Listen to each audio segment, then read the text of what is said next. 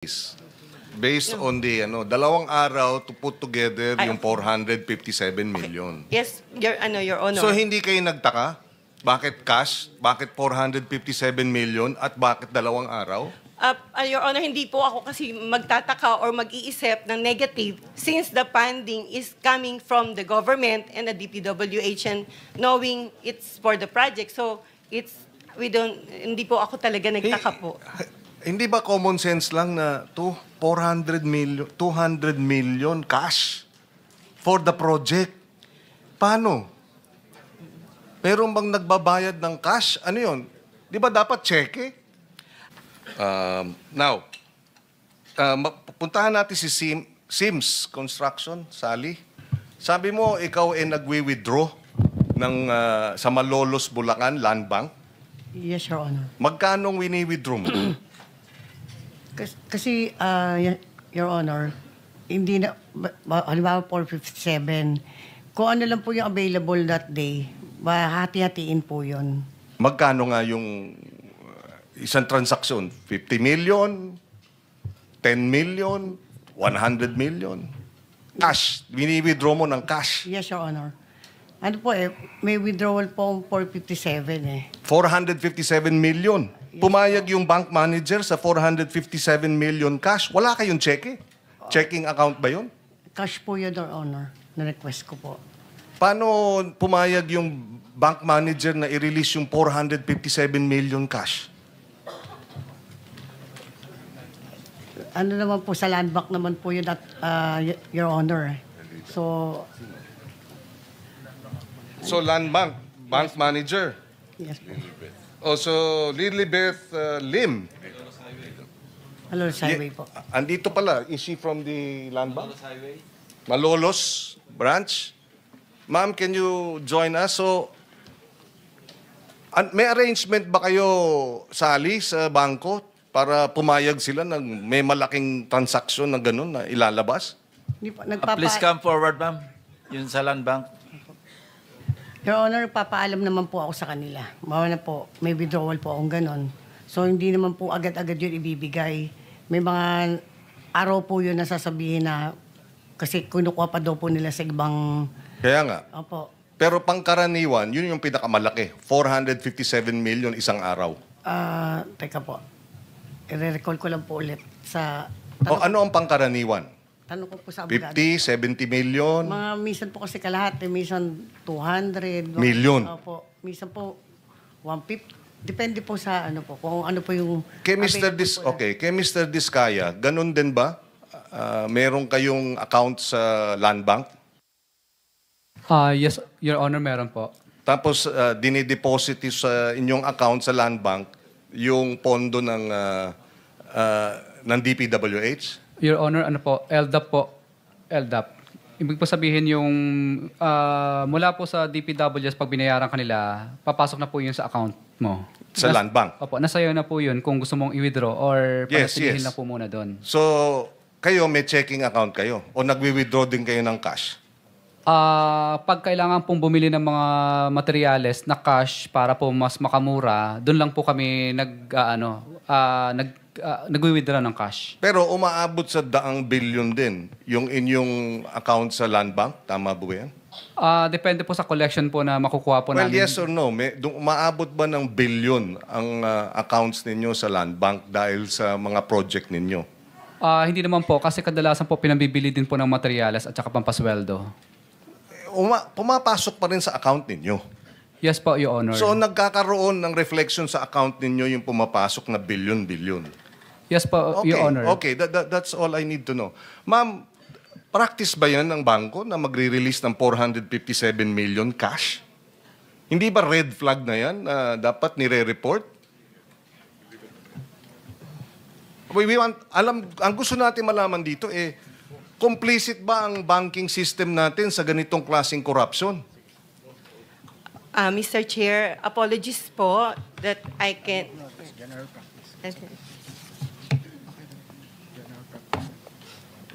Kindly stand up, ma'am, so you can administer your oath. Do you swear or affirm to tell the truth, the whole truth, and nothing but the truth in this proceeding? Yes po. Your Thank Honor. you. You may take your seat. Please proceed.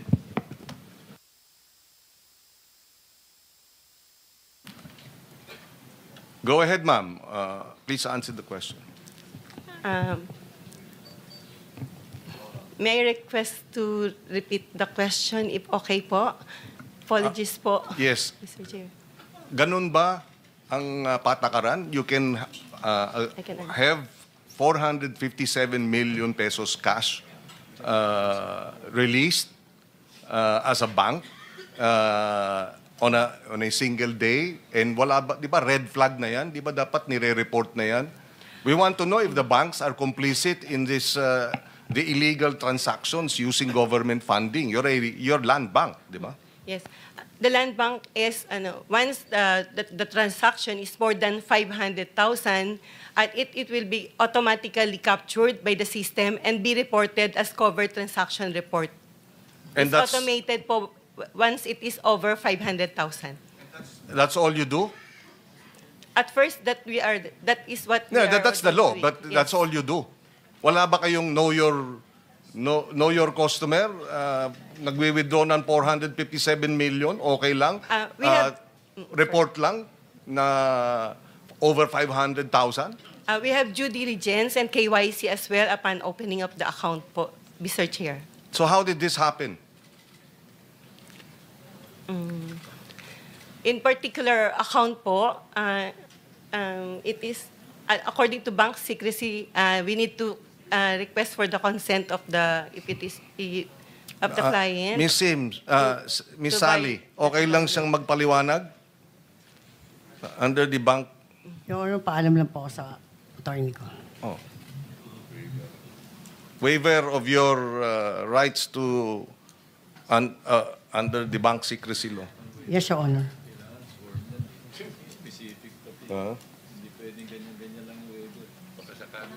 Well, anyway, so you're amenable. Go ahead, ma'am. Yes, we have a copy of the of the waiver that we can let her sign first now Okay. so that I can answer. Yes, so can you have that done? Well, while we're waiting for that, what we want to find out is paano nangyayari na daang milyon, kalahating bilyong piso, parang pikit mata ang ating banking Senator system. Pangilinan, for the information of the body, meron tayong kopya ng lahat ng ledgers ni Sims, ano? Ito, yung binabanggit yung 457 million, 2 araw po ito eh. Natik po 457 million, March 24, 2025, yung isang withdrawal, total in one day, July 3, 2025. Ito yung sinasabi ni Ms. Santos, parehong delivered do sa office ni Engineer Bryce Erickson Hernandez. No? Marami po rito, ibibigyan ko kayo ng kopya. Yes, thank At, you. i-reproduce natin. Marami po, merong withdrawal na 180 million, may withdrawal na 141 million, withdrawal na 299 million, withdrawal na 65 million. Tsaka- Puro, yes. puro isang araw ito. Tsaka puro cash. Puro cash ito, cash. Actually. Bakit hindi cheque? O manager's check? Bakit walang patakaran ang bangko na, teka muna, kasi pag may cheque, meron ding paper trail. Kaya cash. Kaya 500 million cash sa loob ng 2 araw. Hindi napapansin ng ating government bank pa ho ito. At most likely, alam ninyong government funds yung binayad doon sa kliyente ninyo. Senator Kiko, bigyan ka namin ng additional 2 minutes. Yes, please. Okay, Thank you. thank you. Go ahead, Miss Lim.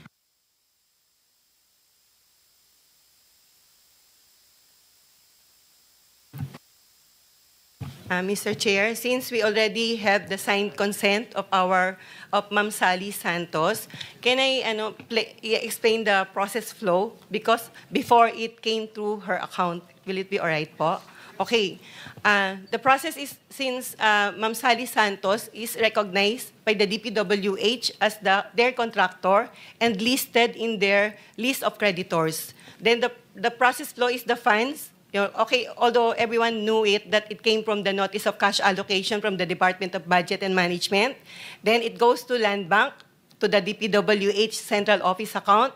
Then my head office na maintained with South Harbor. Then the South Harbor DPWH will issue a notice of cash allocation intended for the DPWH Bulacan First Engineering District Office. So upon receipt of the Bulacan First District Office, they will issue an advice of checks issued and canceled.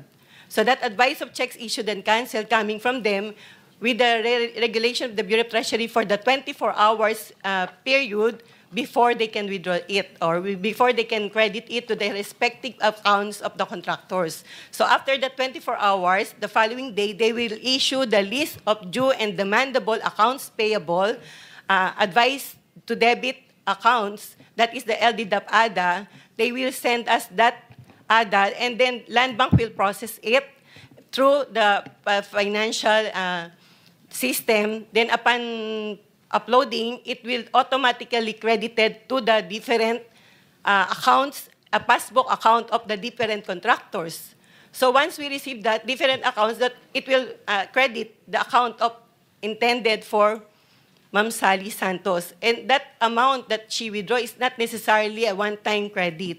It's on different LDDAP number po. So then yun sinabi nyo yung nag-pile up, that's it po. Yes, but you didn't explain, is that standard? You can withdraw 500 million pesos in 2 days? Actually, as manager, we try to market the account for as long as they did not need it right away, so they can still maintain it with Land Bank. Then that amount that it maintained for for days before the account of Ma'am Sally called us and requested for a withdrawal. Yes. Then pero, upon receipt, upon knowing of her withdrawal, right away we informed her that we need to source fund for that we cannot automatically kaya have nga that 2 fund. days. Not only 2 days, it took for that particular No, account. this transaction was 2 Two. days. Based on the, 2 araw to put together Ay, yung 457 million. Yes, Your Honor. So hindi kayo nagtaka? Bakit cash? Bakit 457 million? At bakit 2 araw? Your Honor, hindi po ako kasi magtataka or mag-iisip ng negative since the funding is coming from the government and the DPWH and knowing it's for the project. So, hindi po ako talaga nagtaka po. Hindi ba common sense lang na 200 million cash for the project? Paano? Meron bang nagbabayad ng cash? Ano yun? Di ba dapat cheque? Actually po, yung list of creditors is a passbook account. And yun po yung nire-report po nila. Then they have their The principle behind yung 500,000 suspicious transactions is because, suspicious transactions. Kumbaga, so hindi suspicious transaction yung kalahating bilyon, 2 araw nilabas? Cash? Your Honor, to be honest, kasi hindi ko po, I am not an engineer or you support every project, hindi ko po alam kung ano po yung project na yun or whatever. Since, it's a deposit account, yung depositor na po talaga yung nakakaalam. It's hard. Well, anyway, as bank manager, it's hard to believe na hindi katakataka na sa loob ng 2 araw, yung pondo ng gobyerno pwedeng ilabas ng kalahating bilyong piso na basta-basta. Cash. Senator Kiko, tanungin ko lang kay Ms. Sally, sino nag-i-inform sa inyo na nakapasok na yung pera? Yung bangko o sina Bryce? Si Engineer Bryce po. Sasabihan ka na nandyan na, Yes. na-credit na sa account mo Yes yung po. 457 million. Yes po. Yes po. So, sino nagbibigay sa instruction na withdraw mo? Si Engineer Bryce po. Siya rin. Yes po, Your Honor. Siya rin na magbibigay instruction na dalin mo. Yes, Your Honor. Thank you. Ma'am, did you file a suspicious transaction report before the AMLAC? Yes po, for that particular account. Can we request for a copy? Anyway, there is already a waiver. Mr. Chair, may I be recognized? Yes. Kindly introduce yourself. Muna. Rafael Yap po of Land Bank Philippines. Yeah. We must have. May we request that he be sworn? Do you swear or affirm to tell the truth, the whole truth, and nothing but the truth in this proceeding. I do. Please proceed. Mr. Chair, we'd just like to raise that under the AMLA, suspicious or covered transaction reports are considered confidential. So we cannot answer or divulge any such information concerning that. With the indulgence Yes, of Senator, are you saying pag ganito kalaki, hindi nyo kailangang i-report sa AMLAC? No, no, Mr. Chair. It's just that we cannot divulge to Even to AMLAC, you cannot. to it's part of the sorry, if with your permission, if we could Can we talk to AMLAC with Yes, indulgence yes, of please. AMLAC, where are you? Tama po ba yung pinagsasabi Good morning, nito? Mr. Chair. Hindi nila kailangan mag-report sa inyo ganito ng transaction? Before I answer, Mr. Chair, I would like to manifest that I have not yet sworn. Do you swear or affirm to tell the truth, the whole truth, and nothing but the truth in this proceeding? Thank you. Take your seat. Sige po, pakisagot po. Mr. Chair, may I have the question repeated? Question is, sinasabi niya, may confidentiality, hindi lang kailangan i-report sa inyo yung ganung kalaking mga transactions. I mean, almost half a billion. Tama po ba yun? They don't have to report it? Your Honor, yung po ang pag-report po nila ng STR is subject to the risk appetite po ng covered institution po. So it depends on the parameters or guidelines na nasa palisiya po nila. Sir, paki-simplify kasi marami yung nakikinig sa atin. Yun po, hindi natin maintindihan. Yung layman term lang po, layman's term na gamitin po ninyo. Pwede ba, ang tanong ko po, pwede pa na hindi po nila i-report ng bangko halos kalahating bilyon na. Meron pong illegal na po na nangyayari. Mr. Chair, I'm sorry, Sen. Well, that's my own question. That's my only question. Yes po. Yung pong transaction po kasi, kung beyond the threshold amount po, automatic po, yung 500,000 pesos po, automatic po nire-report po yan as a CTR. Ngayon po, sa batas po natin, may mga circumstances po na naka-enumerate doon kung kailan pwedeng i-report as STR po ng bangko. Suspicious transaction report po. Okay. So, kung sa kanila pong discretion po, ang interpretation po nila is papasok po yung transaction, even if it's beyond the 500,000 pesos po, they can report that also as an STR. Oh, okay. So, okay lang. I can proceed? Yes. So, a suspicious transaction report was submitted to you, AMLA.